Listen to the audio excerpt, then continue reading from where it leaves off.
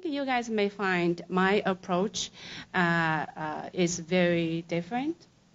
I'm not economist, so I'm just interested in development and economy and the intersection with international relations, but my method is very much qualitative, comparative type of methodology.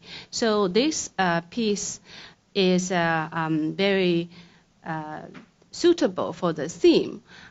It's precisely on the I'm really attracted by the concept of security in context, because as a IR theorist, we know IR likes to think of the international system as driven by structure, right? It's like what's the dynamics of thousands of years ago should apply today. So I as a comparativist, and I think that's not the case. So what I focus on is a period of U.S.-China rivalry from the TPP, which is a Trans-Pacific Partnership, to the BRI, Belt and Road Initiative, FOIP. Actually, do any of you know what FOIP represent? See, this is how different our fields are, right? FOIP is a free, open Indo-Pacific grouping, and that's the predecessor to today's Indo-Pacific strategy that the U.S. is adopting as its major grand strategy dealing with China's rise. And this is from the three kind of competitive strategies.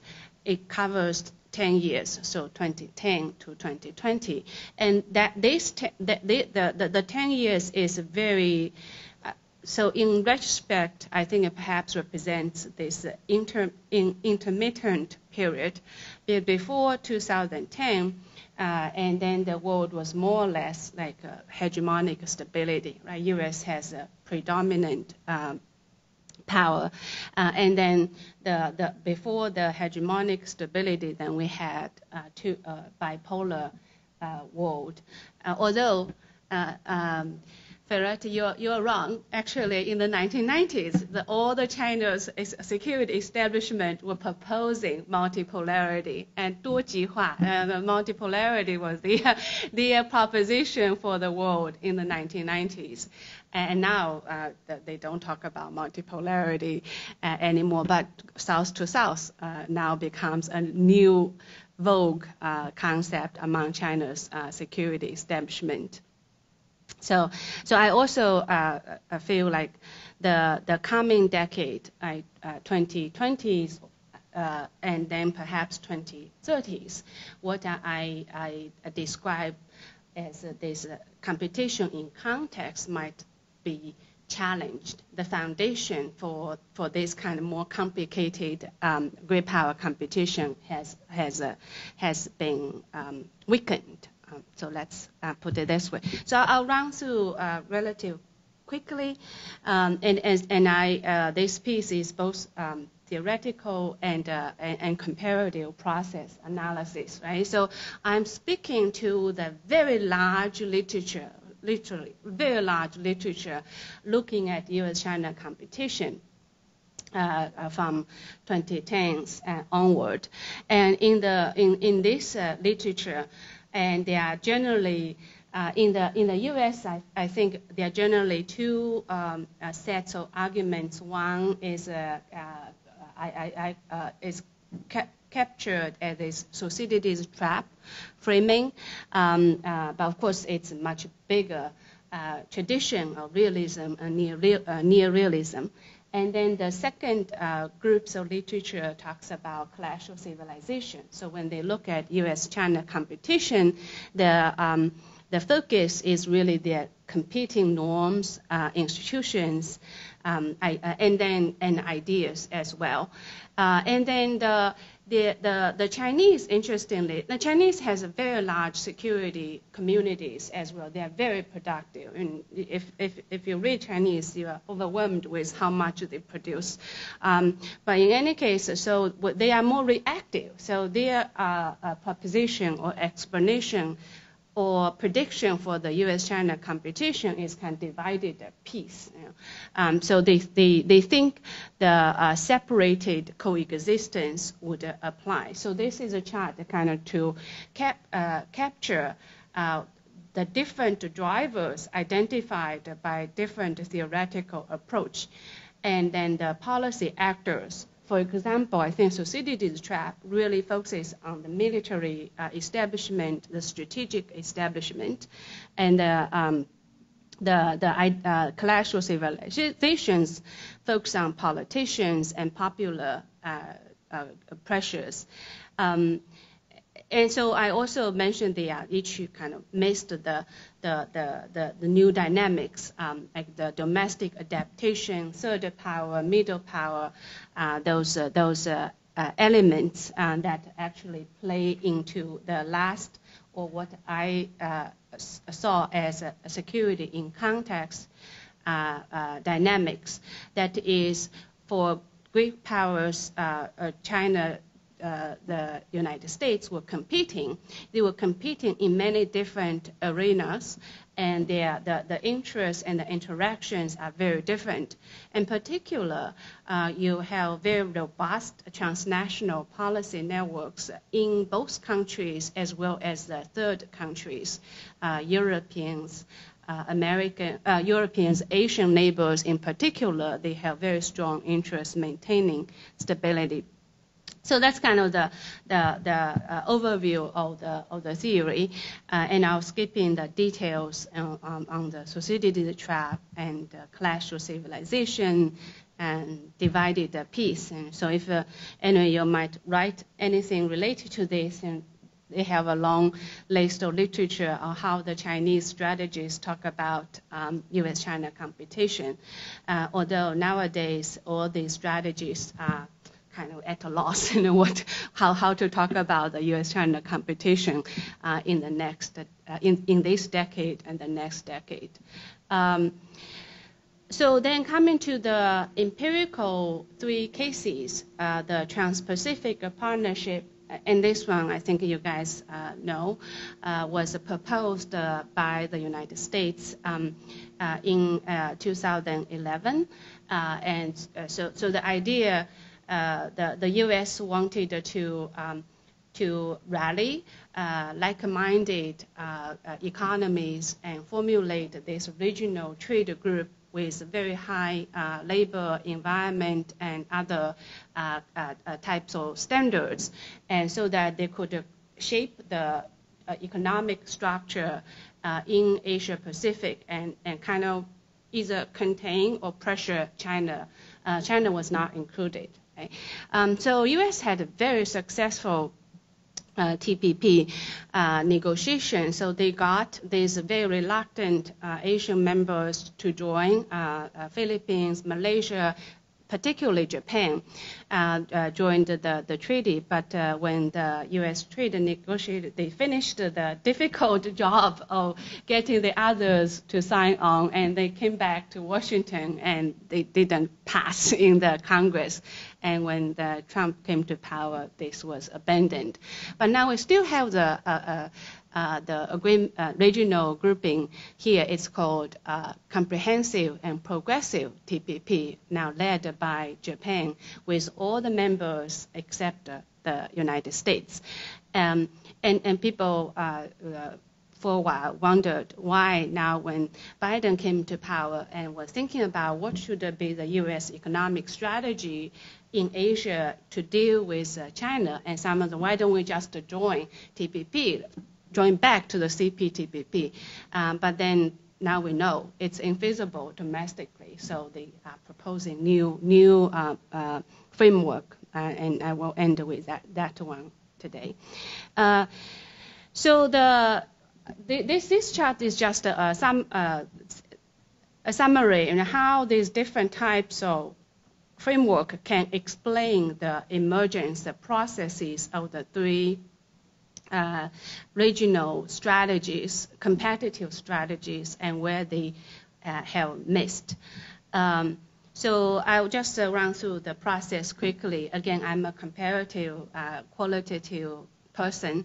So I go through the process of policy debates and actors and how they react to different policy initiatives. So when the TPP ascended in the U.S.-Asia negotiation, and everyone was understood that this was a negotiation to contain China or convert China's behavior. Right? But China was not invited to join. All the members in the region was invited to join. So this was puzzling in a sense that facing a clearly exclusive club, and if it's a realist or it's a liberalist, we should anticipate Chinese opposition and animosity. And yet, at the time, the Chinese response was actually relatively mild. Right, they engaged the TPP process. I think as I go through the process, I find that the Asian neighbors, so which were members of the TPP, actually made a lot of efforts talking to China, and then the Washington's trade representatives and business groups were also in constant conversation with Chinese trade representative, right? So this is a high standard. China is not ready, but you are not excluded from down the line. And so the Chinese reformers basically had this understanding that they would join sooner or later. But then you also have the Chinese more strategic wings of domestic elites. They begin to plan out contingency. Right? So you have to find alternatives to the TPP to avoid direct confrontation in the maritime Asia domain. And so that actually became the context, the drivers of the BRI. So BRI was framed externally as a strategic response to American containment, and in practice, it also is a challenge to the U.S. foreign policy, right? So I find the U.S. response to BRI in the first phase was relatively mild, right? The development professionals talk about the shortcomings, the transparency issue, the debt issue, and the environmental issues of the BRI, but they don't really rally up these very cohesive groups of counter strategy against BRI. And then the third countries played big parts in how the BRI was portrayed and proceeded. So now the FOIP, now everyone can forgot about it, right? So the Free Open Indo-Pacific was a Japanese proposition in 2008, but then when Japan, when they were proposing free and open Indo-Pacific strategy, they were thinking about the 4 countries, right? So U.S., Japan, Australia, India. So they also call it the diamond of democracies. But they didn't get much attraction, right? And then when TPP came into being, then Japan relegated the FOIP process in the background. And now when I talk about the FOIP, actually that was after 2017, when the TPP was abandoned by Trump, but then President Trump also realized they needed something, right? They can't just leave the multilateral framework and not having alternatives. So he picked up the FOIP, but focused more on the strategic aspect in alignment with India, Australia, Japan in terms of military positioning, so changing the Pacific Command into the Indo-Pacific Command. And China, of course, was very hostile toward this process. But their initial response was also relatively mild. They focused on driving wedges, although it didn't succeed, and then they reassessing regional policies. And they really revamped their BRI policy messages and content to meet the Indo-Pacific strategies more systematically. Our end is here. That is now 2020 has passed, right? And then the last couple years we do. So the security encounter, the context that shaped U.S.-China competition, I have to conclude that, number one, U.S.-China competition was very tense, very, very tense since 2010. And they were head-on competition. And both these policymakers saw the other side as the main rivals to have to be overcome to achieve their power ambition in. That was very clear. But the contextual factors and agencies were also very prominent. So you have very powerful regional actors that try to persuade and change strategic deliberation in each other's countries, domestic politics, and within each other's domestic politics, you have hawkish groups, and then you have these internationalist groups, business groups, and versus military groups, right? So you are you have this compensating corrective trends. So that's, I feel like the winning strategies in this decade, they have to combine enough economic incentives, enough sufficiently broad coalitions. And maybe that is also why the current stage, when the both political leaderships are trying to change the context so that their competition can be done more competitively, right? So the Chinese is still doing BRI, but they now really do start to think of BRI as an important strategy to rise, and more importantly, to overcome American hegemony. So they begin to conceptualize BRI at a global level and also grassroots level and bilateral level. And then FOIP has become a U.S. a well-thought strategy that has a global diplomatic component that is the Quad, and then the military component that's AUKUS, Australia, the United States, and UK. And then IPEF is the Indo-Pacific Economic Framework. They just concluded their first ministerial meeting in Los Angeles last week. And then I'm, of course, most concerned that if it's just BRI and FOIP competing, then the kind of very complex context, these multiple actors can still have influence and voices.